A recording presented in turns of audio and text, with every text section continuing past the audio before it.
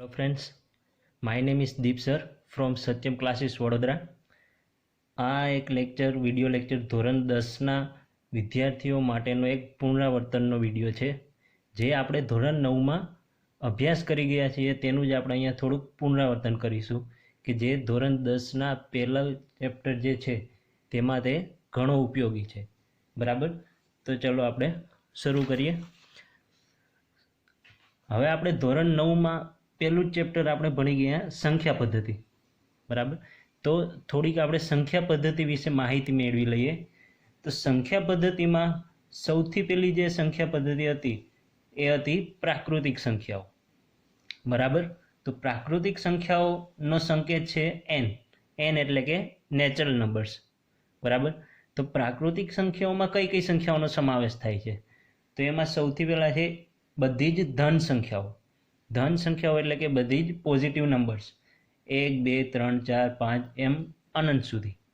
તો આ બધી સંખ્યાઓનો સમાવેશ આપણે કેમાં કર્યો? તો કે પ્રાકૃતિક સંખ્યાઓમાં, જેને આપણે નામ આપી દીધું એન, નેચરલ નંબર્સ. હવે એના પછી વાત કરીએ આપણે પૂર્ણ સંખ્યાઓ. બરાબર, બીજો એક સંખ્યાગણ આપણે લીધો પૂર્ણ સંખ્યાઓ, જેનો સંકેત છે ડબલ્યુ. બરાબર, ડબલ્યુ એટલે કે હોલ નંબર્સ. તો તેમાં કઈ કઈ સંખ્યાઓનો સમાવેશ થશે? તો કે 0, બરાબર, અને બધી જ ધન સંખ્યાઓ એટલે કે 0 1 2 3 4 5 એમ અનંત સુધી. બરાબર, એટલે કે પ્રાકૃતિક સંખ્યાઓ બધી જ, અને એક્સ્ટ્રામાં કઈ સંખ્યા? તો કે એક 0. બરાબર, તો એનાથી આપણે નવો સંખ્યાગણ મળ્યો પૂર્ણ સંખ્યાઓ.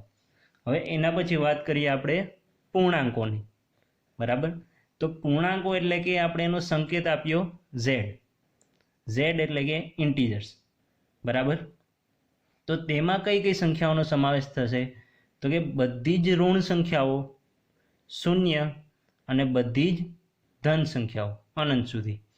એટલે કે બધી જ ઋણ, શૂન્ય અને બધી જ ધન સંખ્યાઓ, આ બધી જ સંખ્યાઓને આપણે કેમાં ગણીશું? પૂર્ણાંકોમાં.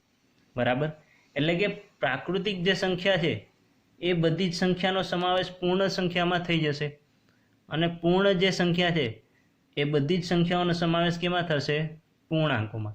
એટલે કે પ્રાકૃતિક સંખ્યાઓ અને પૂર્ણ સંખ્યાઓ બંને સંખ્યાઓ કેમાં આવી જશે? પૂર્ણાંકોમાં. અને પૂર્ણાંકોમાં બીજી એક્સ્ટ્રા કઈ સંખ્યા? તો કે બધી જ ઋણ સંખ્યા. હવે એના પછી આવે છે સમય સંખ્યાઓ. બરાબર, તો સમય સંખ્યાઓ એટલે કેવી સંખ્યા? તો એનો આપણે સંકેત આપ્યો ક્યુ. ક્યુ મીન્સ રેશનલ નંબર્સ. ઓકે, તો સમય સંખ્યાઓને કઈ રીતે દર્શાવી શકાય? તો કે જે સંખ્યાને પીના છેદમાં ક્યુ સ્વરૂપમાં લખી શકાય તેને સમય સંખ્યા કહે છે. ઉદાહરણ જોઈએ. ઉદાહરણમાં શું શું છે? તો કે 3/5. બરાબર, તો જો પીના છેદમાં ક્યુ સ્વરૂપનું આ સંખ્યા છે, ઉપર પી અને નીચે ક્યુ.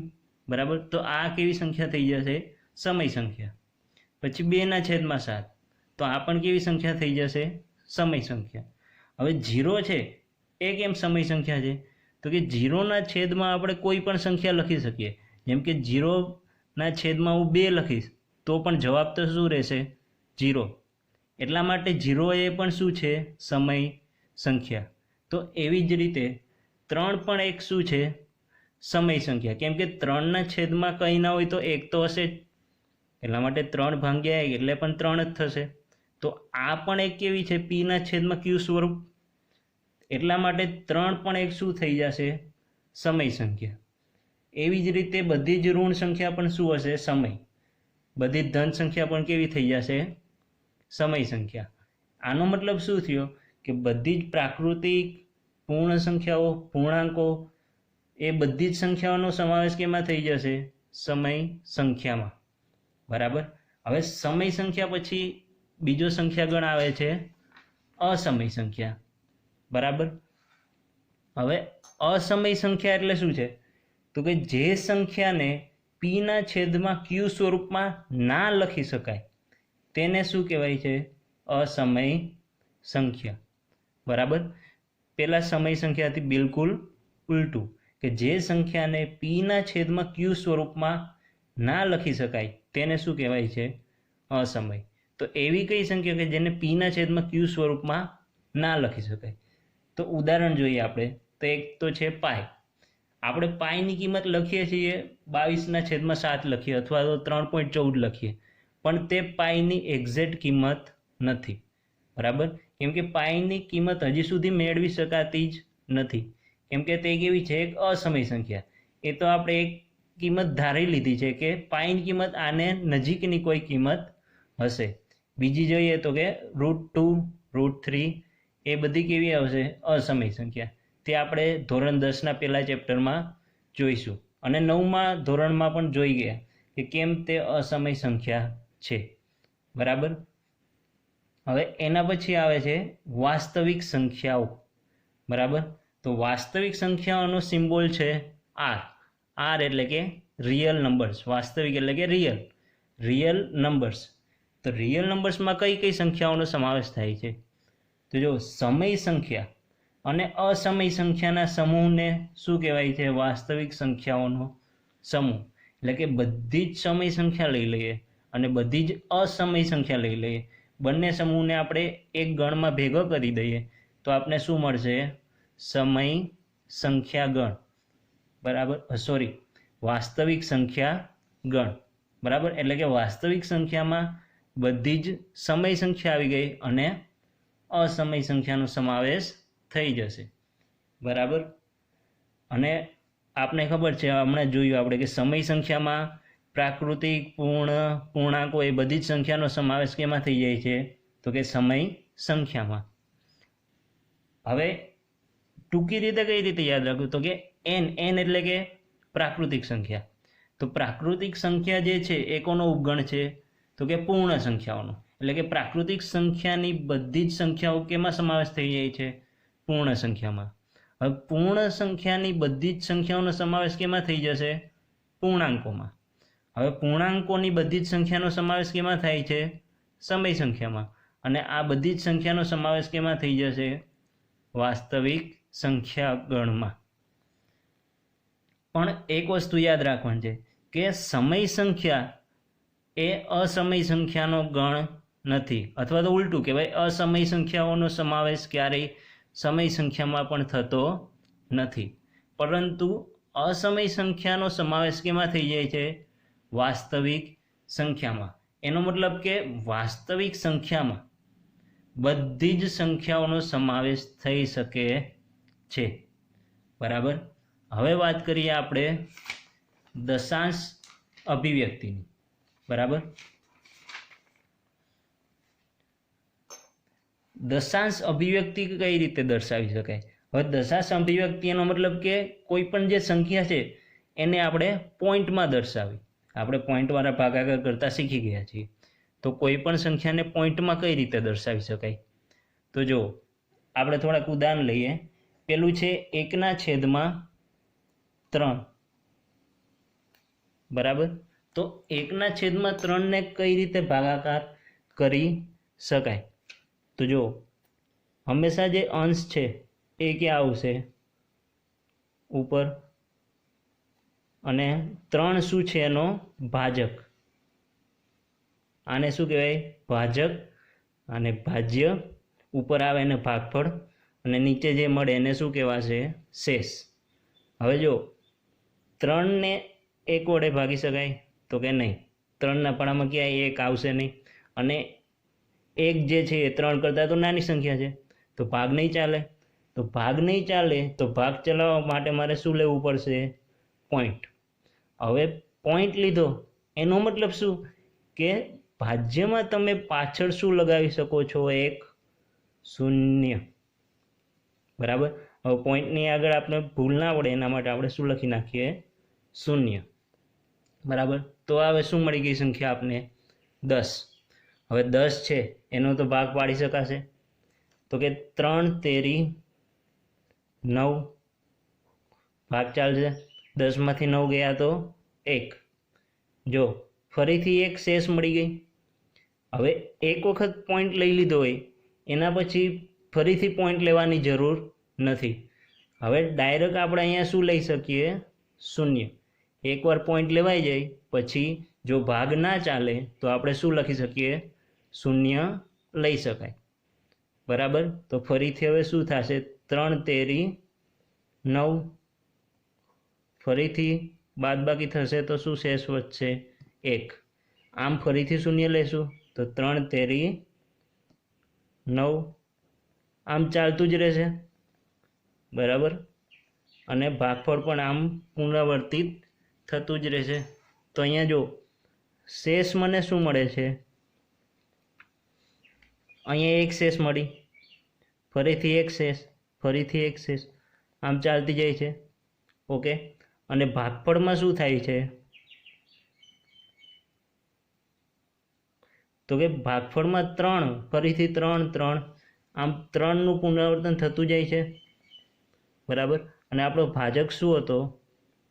તો અહીં ભાજક મળે છે 3, બરાબર. ભાજક શું છે આપણો? 3.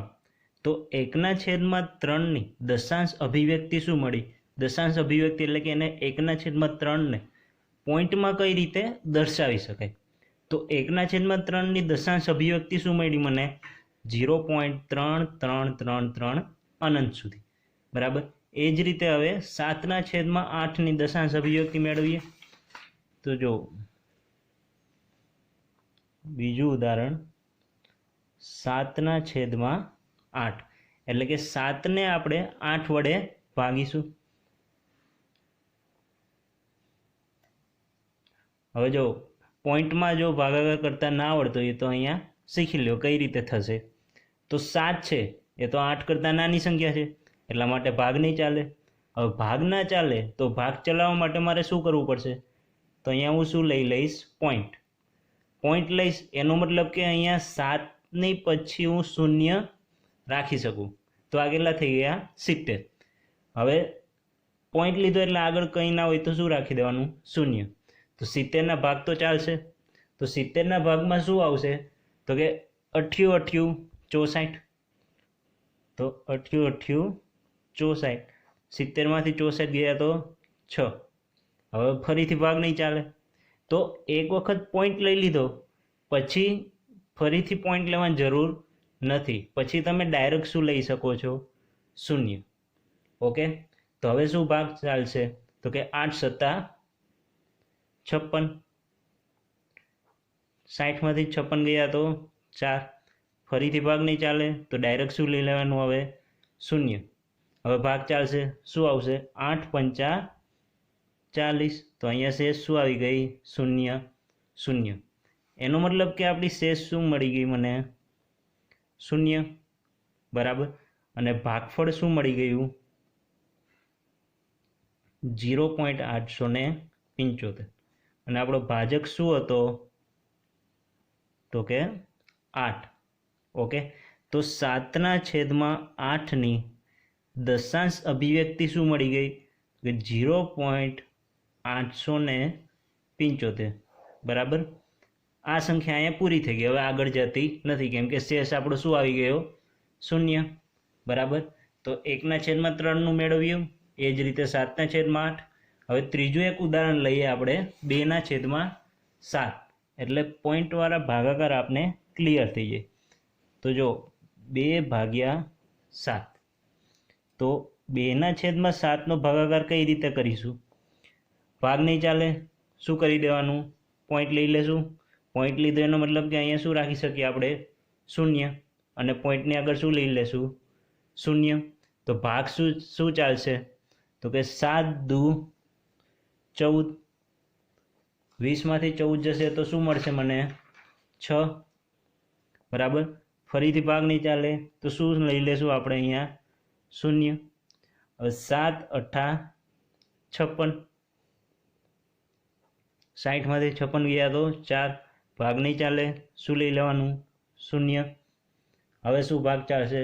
તો કે 7 5 35, બાદબાકી 40માંથી 35 ગયા તો 5. ફરીથી ભાગ નહીં ચાલે તો શું લઈ લીધું? શૂન્ય.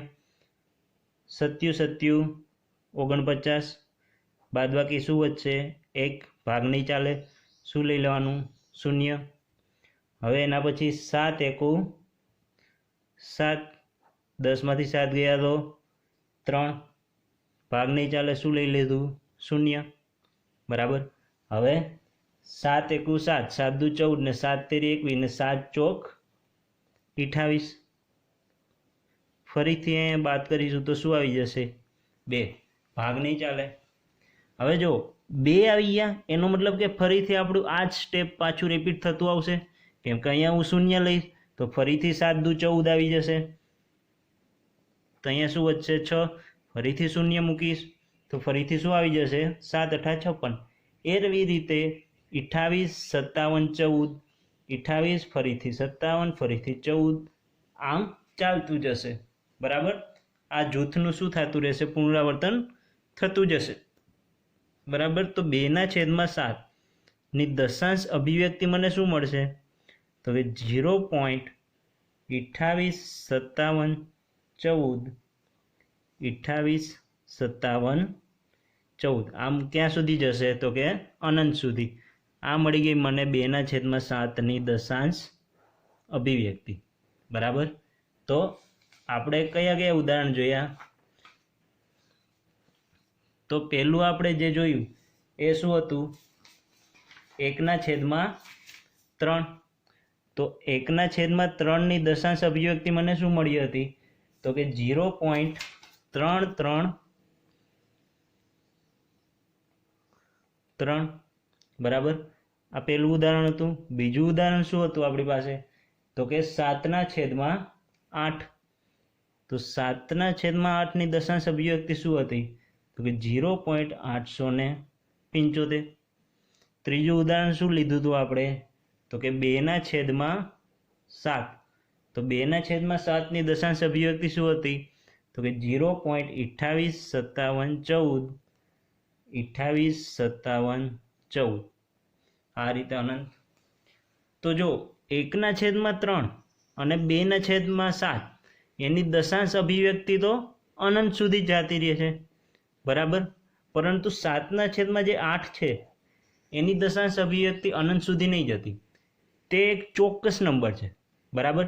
કે 8 7 અને 5, 5 પછી કોઈ નંબર આવતા નથી, ત્યાં શેષ શું થઈ જાય છે? શૂન્ય. બરાબર. તો આવી દશાંશ અભિવ્યક્તિવાળી સંખ્યાને આપણે શું કહ્યું? શાંત દશાંશ અભિવ્યક્તિ. શું કહીશું આપણે? શાંત દશાંશ અભિવ્યક્તિ. કે અહીં 7/8 ની દશાંશ અભિવ્યક્તિ કેવી મળે છે મને? તો કે 7/8 બરાબર 0.875. એટલે કે થોડાક સોપાન પછી શેષ શૂન્ય થઈ જાય છે. બરાબર. આપણે જોયું કે 7/8 થોડાક સોપાન આપણે લીધા પછી શેષ શું આવી જાય છે? આપણી શૂન્ય. બરાબર. તો આવી સંખ્યાઓની દશાંશ અભિવ્યક્તિને આપણે કેવી દશાંશ અભિવ્યક્તિ કહીશું? તો કે શાંત દશાંશ અભિવ્યક્તિ. તેથી આવી સંખ્યાઓની દશાંશ અભિવ્યક્તિને શું કહેવાશે? તો કે શાંત દશાંશ અભિવ્યક્તિ કહે છે. આ યાદ રાખજો, શાંત દશાંશ અભિવ્યક્તિ કહે છે. જેમ કે બીજું ઉદાહરણ લઉં. બરાબર. ઉદાહરણ હું બીજું લઈ લઉં તો કે 1/2. તો આપણે બધાને ખબર છે કે 1/2 એની દશાંશ અભિવ્યક્તિ શું થશે? તો કે 0.5. બરાબર. તો આ કેવી દશાંશ અભિવ્યક્તિ થઈ જશે? તો કે શાંત દશાંશ અભિવ્યક્તિ. કેમ કે પોઈન્ટ પછી તે અનંત સુધી નહીં જતી. બરાબર. કે 5 પછી કોઈ બી નંબર આવતું નથી, શેષ શું થઈ જાય છે ત્યાં? તેની શૂન્ય. એટલા માટે 1/2 ની જે દશાંશ અભિવ્યક્તિ છે એને કેમાં આવશે? આ તો કે શાંત દશાંશ અભિવ્યક્તિ.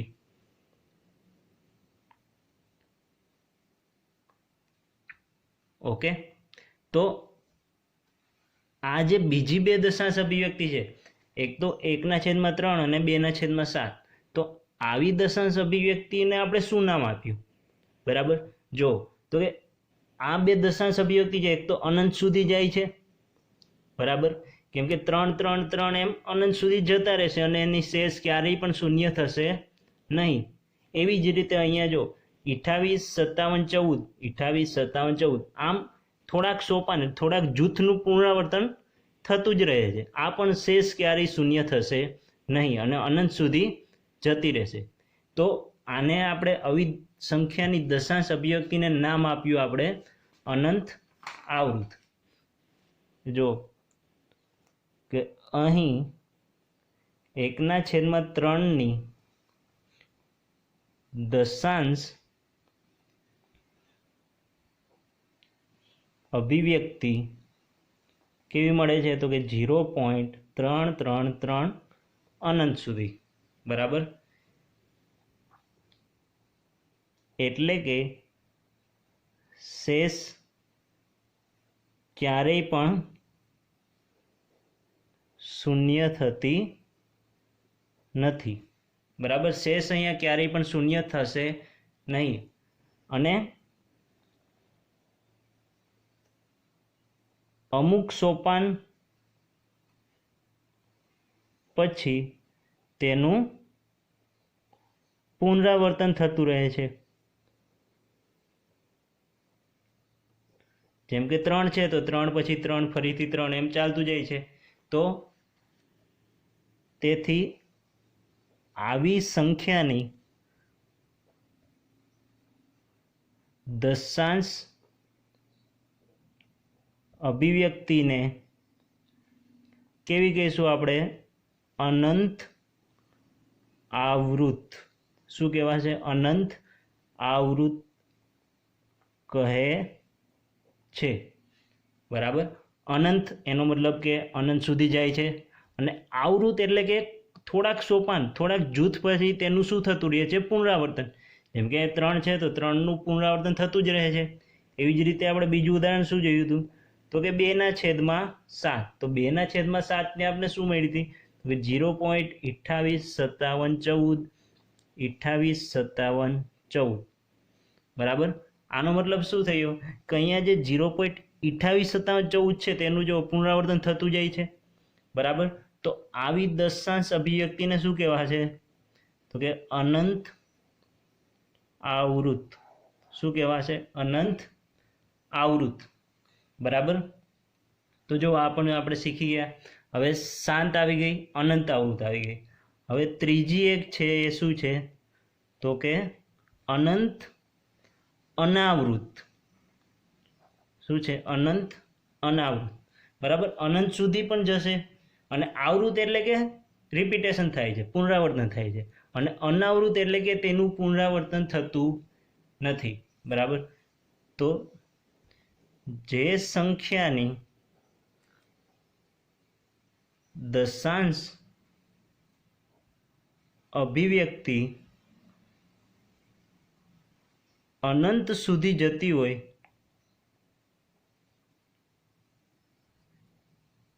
અને કોઈ પણ સોપાન અથવા તો જૂથનું પુનરાવર્તન ના થતું હોય તો તેવી દશાંશ અભિવ્યક્તિને શું કહેવાશે?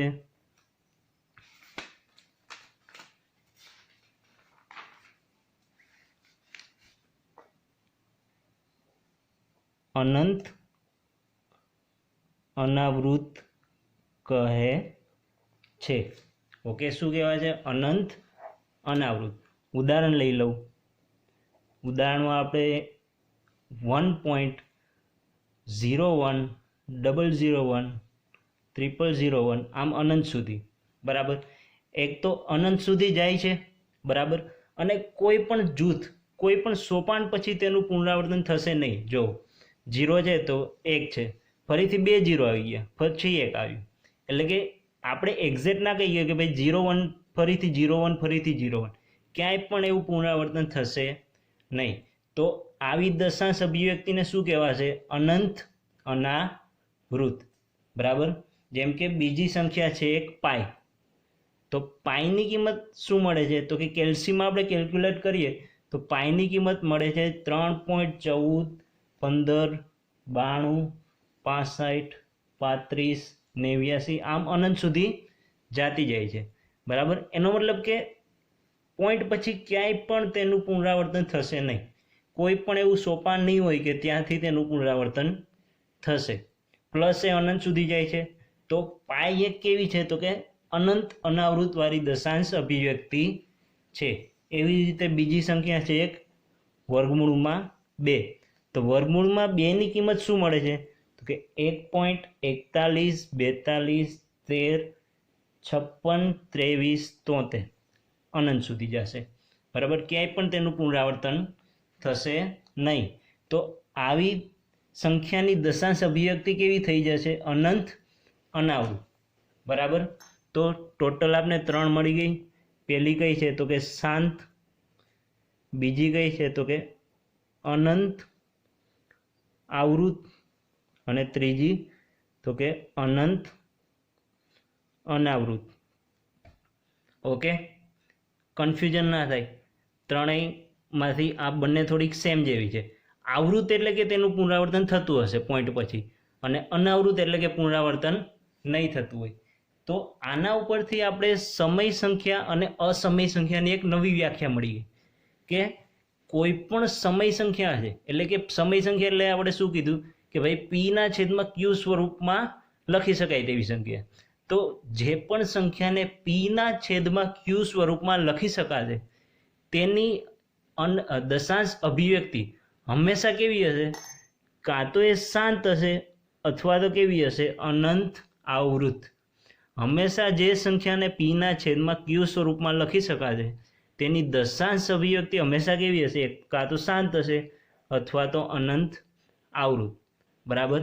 એટલે આપણે અહીંયા સમય સંખ્યાની એક નવી વ્યાખ્યા મળી ગઈ. શું મળશે? જો હું અહીંયા લખી દઉં કે જે સંખ્યાની દશાંશ અભિવ્યક્તિ શાંત અથવા તો અનંત આવૃત હશે તેવી સંખ્યાને સમય સંખ્યા કહે છે. બરાબર. જો કોઈ સંખ્યાની દશાંશ અભિવ્યક્તિ શાંત અથવા તો અનંત આવૃત હોય, બરાબર, તો તેવી સંખ્યાને શું કહેવાશે? તો કે સમય સંખ્યા. તો એના ઉપરથી આપણે અસમયની પણ મળી ગઈ કે અસમય સંખ્યા એટલે કેવી થઈ જશે? તો કે જે સંખ્યાની દશાંશ અભિવ્યક્તિ અનંત અનાવૃત હશે તેવી સંખ્યાને શું કહેશું આપણે? તો કે અસમય સંખ્યા. બરાબર. કે એની પણ વ્યાખ્યા લખી દઈએ આપણે. અસમય સંખ્યા કે જે સંખ્યાની દશાંશ અભિવ્યક્તિ અનંત અનાવૃત હોય તે સંખ્યાને અસમય સંખ્યા કહે છે. એટલા માટે જ આપણે પાઈ, પછી √2, પછી √3 આવી સંખ્યાને આપણે શું કીધું છે? અસમય સંખ્યા. કેમ કે તેની દશાંશ અભિવ્યક્તિ કેવી છે? તો કે અનંત અને અનાવૃત. તો આ એક ધોરણ 10ના પ્રથમ ચેપ્ટર માટે સમજવું ખૂબ જ જરૂરી છે કે અનંત અનાવૃત એટલે કઈ સંખ્યા થઈ જશે? તો કે અસમય. અને જો કોઈ પણ સંખ્યાની દશાંશ અભિવ્યક્તિ શાંત અથવા તો અનંત આવૃત હશે તો તે સંખ્યાનો સમાવેશ કેમાં થશે? તો કે સમય સંખ્યામાં. આ એક યાદ રાખવું ખૂબ જ જરૂરી છે અને આમાં કન્ફ્યુઝન ના થાય. શાંત અને અનંત આવૃત આવે તો કઈ સંખ્યા કહી દેશું આપણે? સમય. અને જો અનંત અને અનાવૃત આવે તો કઈ સંખ્યા કહી દેશું આપણે? અસમય. એટલે કે આવી જો દશાંશ અભિવ્યક્તિ હશે તો આપણે તેને પીના છેદમાં ક્યુ સ્વરૂપમાં લખી શકીશું, પણ અનંત અનાવૃતને આપણે લખી શકીશું નહીં. બરાબર. તો આ થઈ આપણે દશાંશ અભિવ્યક્તિની માહિતી. હવે થોડીક આપણે બેઝિક નોલેજ લઈ લઈએ. જો આપણે બધાને ખબર જ છે કે યુગ્મ સંખ્યા એટલે શું થશે? તો કે ભાઈ બેકી સંખ્યા. યુગ્મ સંખ્યા એટલે કે બેકી સંખ્યા, કે જે સંખ્યાને 2 વડે ભાગી શકાય તેવી સંખ્યાને શું કહેવાય? યુગ્મ. જેમ કે 2 વડે ભાગી શકાય, 2 એકુ 2, પછી 2 દુ 4, 4ને પણ 2 વડે ભાગી શકાય. તો 2, 4, 6, 8, 10 આવી બધી સંખ્યાને શું કહેવાશે? યુગ્મ સંખ્યા. અયુગ્મ સંખ્યા એટલે કે એકી સંખ્યા, કે જે સંખ્યાને 2 વડે ના ભાગી શકાય તેવી સંખ્યાને શું કહેવાશે? અયુગ્મ સંખ્યા.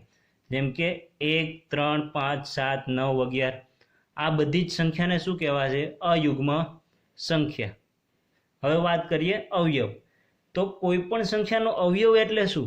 તો કે સંખ્યાને જે સંખ્યાઓ વડે નિશેષ ભાગી શકાય તે સંખ્યાઓ તેના અવયવ છે. એટલે કે ધારો કે 6 છે તો 6 ને કઈ કઈ સંખ્યા વડે નિશેષ ભાગી શકાય? તો જો 6 ભાગ્યા 1 કરીશું તો શું જવાબ આવશે? 6. શેષ શૂન્ય થઈ જશે. નિશેષ એટલે કે શેષ શૂન્ય થવી જોઈએ, કે 6 ને આપણે કઈ કઈ સંખ્યા વડે ભાગીશું તો શેષ શૂન્ય મળશે. તો 2 વડે પણ ભાગીશું તો શેષ શૂન્ય આવશે. 2 તેરી 6 તો શેષ શું થઈ જશે? શૂન્ય. એવી જ રીતે 3 અને 6 તો 1, 2, 3, 6 આ શું થઈ ગયા? તો કે 6 ના અવયવ. એ જ રીતે 5 ના અવયવ શું છે? 1 અને 5. અને 12 ના અવયવ તો કે 1, 2, 3, 4, 6 અને 12. હવે વાત કરીએ આપણે વિભાજ્ય સંખ્યા અને અવિભાજ્ય સંખ્યાની. તો વિભાજ્ય એટલે કે જે સંખ્યાના 2 કરતાં વધારે અવયવ હોય તેવી સંખ્યાને શું કહેવાશે? વિભાજ્ય સંખ્યા કહે છે. 2 કરતાં વધારે અવયવ. અવયવની માહિતી હમણાં જ આપણે મેળવી લીધી. તો અવયવ જે છે એ કેટલા હોવા જોઈએ? 2 કરતાં વધારે. જેમ કે ઉદાહરણ લઈએ આપણે 4. તો 4 ના અવયવ કયા કયા છે? તો કે 1, 2 અને 4. તો કુલ અવયવની સંખ્યા કેટલી થઈ ગઈ? 3. 2 કરતાં વધારે છે? તો કે હા. તો વિભાજ્ય સંખ્યા 4 શું થઈ જશે? વિભાજ્ય સંખ્યા. એ જ રીતે 9. 9 ના અવયવ શું છે? તો કે 1, 3 અને 9. તો કુલ અવયવની સંખ્યા કેટલી થઈ જશે? 3. બરાબર. તો 9 પણ શું થઈ જશે? વિભાજ્ય સંખ્યા. એ રીતે અવિભાજ્ય એટલે વિભાજ્યનું ઉલટું, કે જે સંખ્યાને માત્ર 2 જ અવયવ હોય. હંમેશા સંખ્યાના 2 અવયવ તો હશે જ મિનિમમ. માત્ર 2 જ અવયવ હોય. એક અવયવ તો 1 હશે અને બીજો અવયવ તે સંખ્યા પોતે, કે હંમેશા કોઈ પણ સંખ્યા 1 ના પાડામાં તો આવતી જ હશે અને તે પોતાના પાડામાં હશે. એટલે હંમેશા કોઈ પણ સંખ્યાના મિનિમમ 2 અવયવ તો હશે જ. તેવી સંખ્યાને શું કહીશું? અવિભાજ્ય સંખ્યા. માત્ર 2 જ, 2 કરતાં વધારે ન હોવું જોઈએ. જો 2 કરતાં વધારે અવયવ હશે તો તે શું થઈ જશે? વિભાજ્ય. ઓકે. ઉદાહરણ લઈએ આપણે. તો કે 2. તો 2 ના અવયવ કયા કયા છે? તો કે 1 અને 2. એના સિવાય તો 2 કોઈના પાડામાં નહીં આવે. તો કુલ અવયવની સંખ્યા કેટલી થઈ ગઈ? 2. તો આ સંખ્યા કેમાં આવી જશે? અવિભાજ્ય સંખ્યામાં. એ જ રીતે 7. 7 ના અવયવ શું છે? તો કે 1 અને 7. તો કુલ અવયવની સંખ્યા કેટલી થઈ ગઈ? 2. એ જ રીતે 13. 13 ના અવયવ છે 1 અને 13. તો કુલ અવયવની સંખ્યા આવી ગઈ 2. તો 2, 7, 13 આવી સંખ્યાને શું કહેવાશે? અવિભાજ્ય સંખ્યા. બરાબર. આ વિડીયો અહીંયા આપણે પૂરો કરીએ. બરાબર. આ એક ધોરણ 10 માટેનો પુનરાવર્તનનો વિડીયો હતો. હવે નેક્સ્ટ વિડીયો ધોરણ 10નું પહેલું ચેપ્ટરનો વિડીયો આપણે થોડાક જ દિવસોમાં મૂકીશું. Thank you. વિડીયો મેળવવા માટે પ્લીઝ સબસ્ક્રાઈબ કરો અમારી ચેનલ સત્યમ ક્લાસીસ વડોદરા અને જોતા રહો આવા એજ્યુકેશન રિલેટેડ વિડીયોઝ.